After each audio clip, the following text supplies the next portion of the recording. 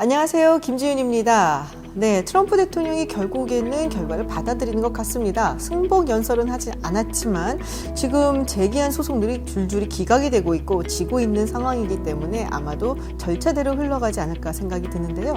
자, 트럼프 대통령이 소송을 제기하는 가운데 눈에 띄는 인물이 한 명 있었죠. 바로 트럼프 대통령의 개인 변호사 루돌프 줄리아니 혹은 루디 줄리아니라고 불리는 인물입니다. 기자회견을 하다가 땀 때문에 흑채가 흘러내리는 모습이 보여서 약간 좀 우스꽝스럽게 표현이 됐는데요. 아시는 분들은 아시겠지만 루디 줄리아니는 뉴욕 시장 출신입니다. 스스로도 대통령 선거에 나왔다가 그만둔 바가 있죠. 근데 이 루디 줄리아니가 2001년 9.11 사태가 났을 때 카리스마 넘치는 지도력을 보이면서 그야말로 스타 정치인이 됐었죠. 그때가 아마 그의 리즈 시절이 아니었나라고 생각들을 하실 텐데요. 사실 줄리아니는 이전에 굉장히 정의감 넘치고 또 범죄 조직을 소탕하는 강철 검사였습니다. 네, 이 이야기는 잘 모르시는 분들이 많은데요. 1983년 루디 줄리아니가 뉴욕 남부지검 연방검사장으로 오게 됩니다. 그러면서 굉장히 원대한 계획을 꾸미게 되는데요. 뭐냐? 당시 뉴욕을 주름 잡고 있었던 5대 마피아 패밀리를 전부 다 소탕하겠다는 계획이었습니다.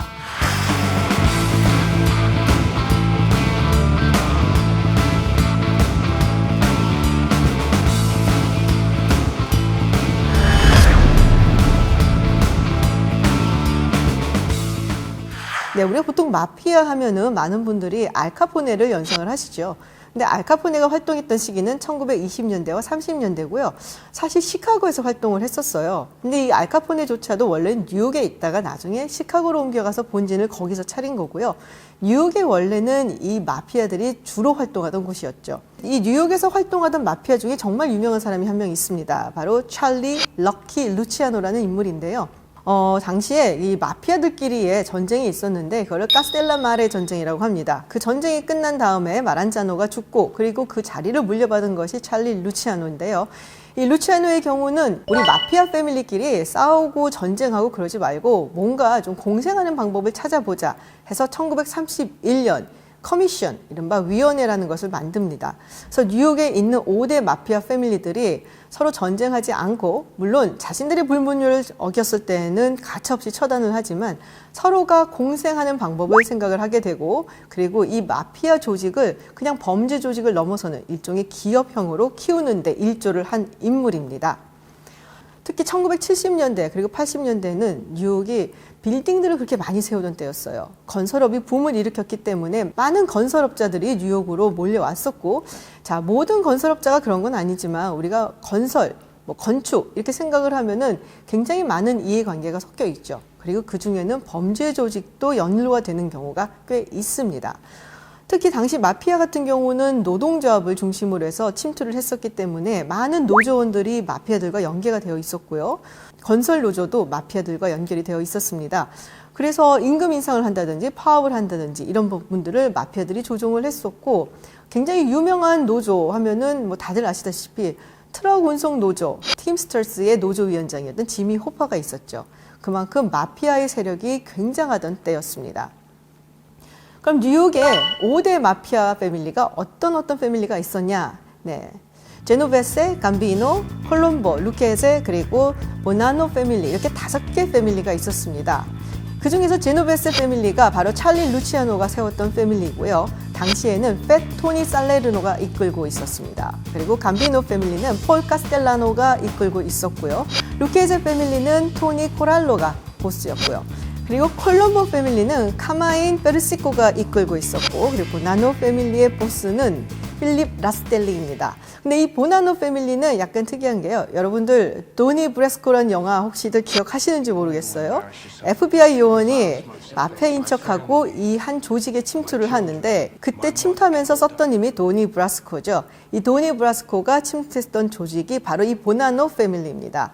나중에 이 보나노 패밀리가 침투당했다. 그리고 이걸 막지 못했다. 그래서 결국에는 패밀리들이 경찰에 FBI에게 드러나게 했다라는 명목으로 위원회에서 이 보나노 패밀리는 쫓겨나게 됩니다.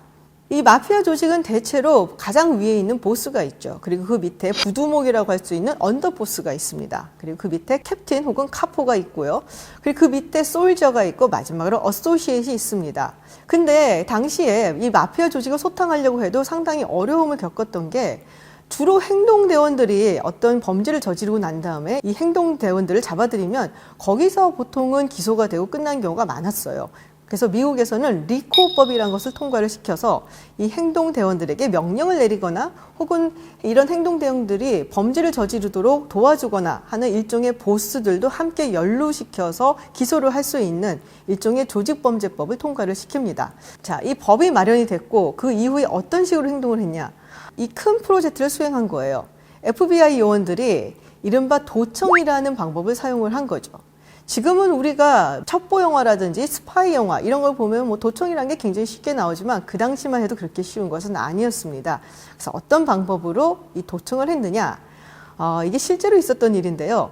예를 들면은 전화기가 고장이 났다라는 신고를 받고 가서 전화기를 고치는 척하고 도청 장치를 넣는다든지 아니면 케이블에 전파 방해를 해서 케이블을 고쳐주세요 하고 하면 케이블을 고치는 척하고 케이블맨입니다 하고 가서 그 케이블에 도청 장치를 넣어서 이 보스들이 하는 이야기를 엿듣고 도청을 해서 증거를 수집했다고 합니다. 여기서 줄리아니는 조금 더 담대한 계획을 세우는 거죠. 조직 하나하나를 없애는 게 아니라 일거의 이들을 일망타진하겠다. 그러면 어떻게 해야 되느냐? 이 위원회 차원에서 범죄를 저질렀다고 하는 것이죠. 네, 결과는 성공적이었어요. 제노베스 패밀리의 보스인 토니 살레르노는 100년형을 받았고요. 콜롬보 그리고 루케제 패밀리의 보스들도 모두 100년형을 받았습니다. 감비노 패밀리의 폴 카스텔라노는 사실은 도중에 암살을 당했고요. 보나노 패밀리는 위원회에서 쫓겨나는 바람에 보스는 처벌을 받지 않았지만 그 다른 이들이 처벌을 받았죠. 이렇게 성공적으로 마피아 소탕 작전을 수행하게 됩니다. 그렇다면 미국의 이 마피아들은 도대체 어디서 왔을까라고도 생각들을 많이 하시겠죠. 19세기 말에 굉장히 많은 이탈리아 이주민들이 미국으로 건너오는데 주로 이탈리아 남부 그리고 시칠리아에서 오게 됩니다. 그러면서 이 시칠리아의 마피아들도 함께 미국으로 들어오게 되는 것이죠. 야, 그러면은 왜 시칠리아에는 이렇게 많은 마피아들이 있었을까? 라는 의문을 가질 수가 있는데요. 사실 시칠리아는 중앙정부에서 조금 먼 섬이고 그리고 굉장히 많은 세력들이 그곳에서 세력 다툼을 했습니다. 그리고 봉건 제도가 굉장히 오랫동안 남아있었던 곳이에요. 그래서 영주들이 굉장히 많은 땅을 소지하고 있었는데 이 봉건 제도가 무너지기 시작하면서 굉장히 많은 사람들이 땅을 차지하게 됩니다. 그리고 1860년대에 이탈리아 통일운동이 벌어지면서 상당히 혼란스러웠던 상황이죠. 많은 사람들이 땅을 가지게 되고 또 상당히 혼란스러운 시대이고 치안은 엉망진창이고 공권력은 행사가 되지 않는 곳에서 많은 범죄가 일어날 수밖에 없겠죠. 이전의 영주들 같은 경우는 돈으로 사병들을 사서 자신들의 사유재산을 지키는데 새롭게 등장하게 된 신흥 지주들은 그럴 만한 여력이 없었고 그러다 보니까 살짝은 야매로 마피아들과 손을 잡게 된 겁니다. 그래서 사유재산을 지켜주는 대신에 우리가 돈을 좀 주겠다라는 식으로 계약을 맺게 되는 것이죠. 자, 이렇게 공권력이 사라진 자리에 마피아들이 들어왔는데 이들을 더 득세하게 만든 게 있었죠. 바로 레몬입니다. 18세기 말에 괴혈병이 이렇게 유행했다고 해요. 이 괴혈병이라는 것이 비타민C가 부족해서 생기는 병이죠. 그렇다면은 오렌지, 레몬, 감귤류 이런 것들을 많이 먹어야지 되겠죠. 시칠리아 같은 경우는 오렌지나 레몬이 자라기 정말 좋은 천혜의 환경을 가진 곳입니다. 그래서 레몬을 많이 생산하게 되고 그리고 수익도 어마어마하게 됩니다. 이렇게 어마어마한 수익이 있는 곳에 뭐가 있냐? 바로 마피아가 있는 겁니다. 그래서 그 수입을 마피아들이 삥 뜯으면서 굉장히 세력을 강화시킨 것이죠. 그리고 19세기 말 이탈리아 이민자들이 미국으로 건너오게 되죠. 주로 남부 이탈리 그리고 시칠리에서 건너오게 되는데 그러면서 이 마피아들도 함께 건너오게 됩니다. 사실은 이 이민자들이 사는 지역은 공권력이 마음대로 가서 뭔가 지배를 하거나 하기가 좀 어려워요. 그래서 주로 이민자들이 자신들의 법 혹은 자신들의 룰이 지배하는 공간들을 만들어내곤 하죠. 우리가 무법지대라고 처음에 이야기들을 합니다. 그런 곳에서 이 시칠리에서 같이 건너온 마피아들이 비슷한 행동을 하게 되는 겁니다. 이른바 자리세를 받고 보루 명목으로 해서 돈을 뜯어내는 행동을 하게 되는 것이죠. 루디 줄리아니가 자기의 정치적인 야심 때문에 이 마피아 조직을 다 소탕하겠다라는 것도 물론 있었겠지만 줄리아니 자신이 이탈리아계 이민자입니다. 그리고 자신들의 친인척들이 이 마피아들한테 돈을 뜯기는 걸 많이 보고 자랐다고 해요. 그래서 마피아라고 한다면 진저리가 난다라고 이야기를 했었고요. 그리고 당시에 줄리아니 수사팀에는 비슷한 이탈리아계 이민자 검사들이 꽤 있었다고 합니다. 마찬가지로 자신들도 이탈리아계 이민자들에게 더 씌워진 이 마피아라는 스티그마를 좀 없애고 싶다, 좀 명예회복을 하고 싶다라는 차원에서 자신들이 수사에 자원했다라는 이야기도 있습니다. 네, 사실은 그냥 그저 그런 뒷골목의 불량배로 끝날 수 있는 이 시칠리아 마피아를 거대한 범죄 조직으로 키워준 계기가 있습니다. 바로 그게 금주법입니다. 사실 이 금주법이 없었으면은 그냥 불량배로 끝났을 텐데요. 금주법, 다들 아시겠지만은 술을 마시지 못하게 한 거잖아요. 어떻게 보면 본능에 어긋나게 한 것이죠. 이 금주법은 이민자들을 겨냥한 법입니다. 이 미국이라는 국가가 원래 개신교들, 특히 신앙심이 굉장히 투철한 개신교들을 바탕으로 이루어진 국가이고, 그러다 보니까 술에 대해서도 굉장히 엄격하게 금지하는 버릇이 있거든요. 그런데 이민자들이 들어왔는데 아일랜드 이민자들 주당이죠. 이탈리아 이민자들 와인 가지고 들어왔죠. 독일 이민자들 맥주 가지고 들어왔죠. 그래서 사실은 이민자들을 겨냥해서 만든, 특히 카톨릭들을 겨냥해서 만든 법이 금주법이고요. 거기에 플러스 여성 운동이 함께 운동을 같이 한 겁니다. 왜 여성들이 이 금주법 운동에 함께 했느냐? 술을 굉장히 많이 마셨다고 해요, 미국 사람들이. 그래서 술을 마시면은 그냥 조금 마시고 마는 게 아니라 정말 고주망태가 될 정도로 마시고, 그리고 주사를 부리겠죠. 주사를 얌전하게 부리는 사람도 있겠지만은 때려 부수고 소리를 지르는 사람들도 있습니다. 가정폭력도 굉장히 증가를 많이 했고요. 또 술 마시고 그 다음날 제대로 일어나지 못하니까 일을 하러 가지도 못하고, 그래서 직장을 잃는 경우도 많고, 그럼 또 술을 마시고, 그러면 또 가정폭력을 행사하는 그야말로 악순환이 계속됐다고 해요. 그래서 여성들이 더 이상은 못 참겠다 하면서 이 금주법을 외치는 개신교들과 함께 운동을 벌인 겁니다. 금주법이 통과가 되니까 사람들이 그렇다고 술을 안 마실까요? 그렇지 않죠. 술을 마시는 거는 그대로 있어 왔던 본능입니다. 몰래 밀주를 하면서 이 마피아들이 어마어마한 돈을 벌어들이게 됩니다. 그리고 그 대표적인 인물이 바로 알카포네죠.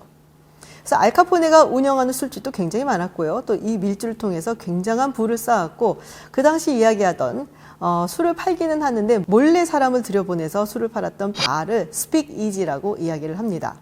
금주법은 1933년 루즈벨트 대통령에 의해서 폐지가 됩니다. 대공황 때문에 소비를 좀 진작시켜야겠다라는 의지를 가지고 루즈벨트 대통령이 금주법을 폐지하는데요. 그때 미국 사람들이 굉장히 좋아했다고 하더군요. 네, 최근 들어서는 이탈리아 마피아들보다는 좀 더 다양한 지역에서 온 이 마피아 조직들이 마약을 중심으로 해서 지금 갱 범죄를 저지르고 있죠. 그렇지만 이 이탈리아 마피아 혹은 시칠리아 마피아는 미국의 이민 역사와 함께 한다고 할 수 있습니다. 네, 오늘은 이탈리아에서 건너온 시칠리아 마피아, 그리고 이들이 어떻게 소탕되었는지에 대해서 이야기해봤습니다. 다음 시간에 더 재밌는 이야기 가지고 돌아오겠습니다. 고맙습니다.